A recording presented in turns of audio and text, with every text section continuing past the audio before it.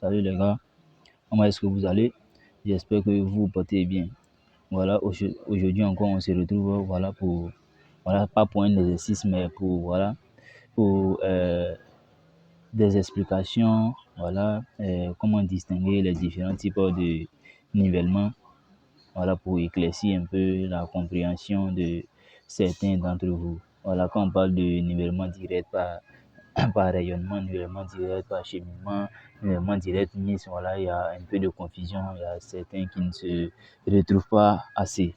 Donc nous allons éclaircir tout cela, dans cette vidéo. Lorsqu'on parle de nivellement direct par rayonnement, d'abord un nivellement direct par rayonnement, par un point dont on connaît, et puis à ce point là, on détermine l'attitude des autres points.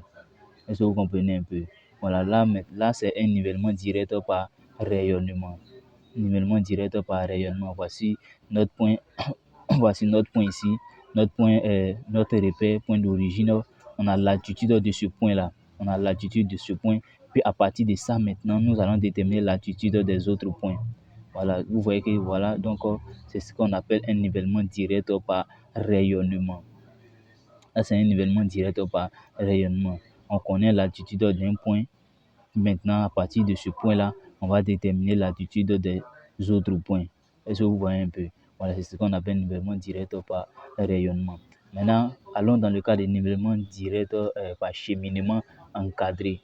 On parle de nivellement direct par cheminement encadré. Bon, un nivellement direct par cheminement encadré, là, c'est un nivellement qui part d'un point d'origine connu. C'est-à-dire quoi? Un point d'origine, c'est-à-dire quoi? On connaît l'altitude de ce point-là.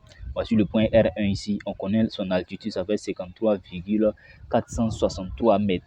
Là, on part d'un point d'un point d'origine connu, on passe par un certain nombre de points dont on veut connaître aussi les altitudes. Est-ce que vous comprenez un peu?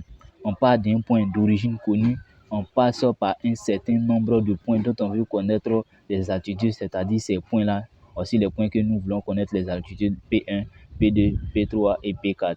Et puis on se termine et on s'arrête sur un autre point dont on connaît quoi? L'altitude aussi. Lui fait 52,687 mètres. Donc ça c'est le point quoi? R2. Donc un nivellement direct par cheminement encadré, c'est un nivellement qui part d'un point d'origine connu et se termine sur un autre point d'origine connu. Voilà. Et puis à partir de ces deux points-là, nous allons déterminer maintenant les altitudes des points intermédiaires. Donc, quand on parle du sens de parcours, c'est-à-dire on commence ici et on finit là. Mais si la flèche était orientée là-bas, on allait commencer ici et on allait finir là. Donc, voilà un peu, c'est ce qu'on appelle nivellement direct par cheminement encadré. Maintenant, nous allons voir un autre type de nivellement direct par cheminement, nivellement direct par cheminement fermé ou bouclé. Voilà.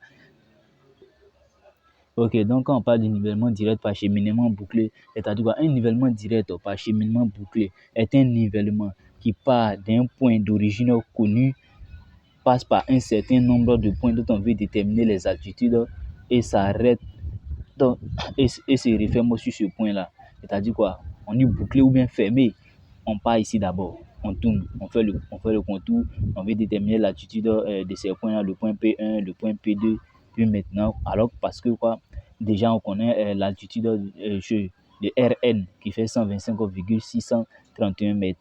Voilà. Donc on part du point d'origine, on passe par ces différents points-là et maintenant on vient encore fermer sur le même point. C'est pourquoi on parle de quoi? Nivellement direct par cheminement bouclé ou fermé. Voilà. On part du point d'origine, on passe par un certain nombre de points dont on veut déterminer les altitudes et on retombe sur le même point. Voilà. Donc c'est ce qu'on appelle nivellement direct par cheminement fermé ou bouclé. Maintenant, il y a un autre type de nivellement. Ça, on appelle ça comment? Le nivellement direct mixte. Voilà. Le nivellement direct mixte. On parle de nivellement direct mixte, c'est la combinaison du nivellement direct par cheminement encadré et du nivellement direct par et du nivellement direct par rayonnement. Voilà. Donc, le nivellement direct mixte, c'est le nivellement, c'est la combinaison du nivellement direct par rayonnement et du nivellement direct par cheminement encadré. Ce sont les deux là qui font quoi? Nivellement direct mixte. Voici quoi? Voici le premier point ici. On a R1, lui son altitude fait 50 mètres. Et ici aussi, on a R2, son altitude fait 48,69 mètres. Donc ça c'est quoi? Si on passe ici, si on passe là, ça fait quoi? Cheminement encadré. Si on passe ici, ça fait cheminement encadré. Maintenant, comme ici, arrivé là, on a des points qui sont quoi? Qui sont rayonnés. On a le point 1, le point 2 et le point 3 sont quoi? Des points rayonnés. C'est-à-dire, à partir de ces stations-là, lorsqu'on a visé le point P1, on a visé le point 1, le point 2 et le point 3. Donc, ça fait quoi? Un rayonnement. Comme il y a rayonnement, en même temps, il y a cheminement encadré, alors on parle de nivellement direct mixte. Voilà. En tout cas, j'espère que voilà, vous aurez compris cette explication-là pour un peu vous éclaircir les idées sur sur ces différents types de nivellement là.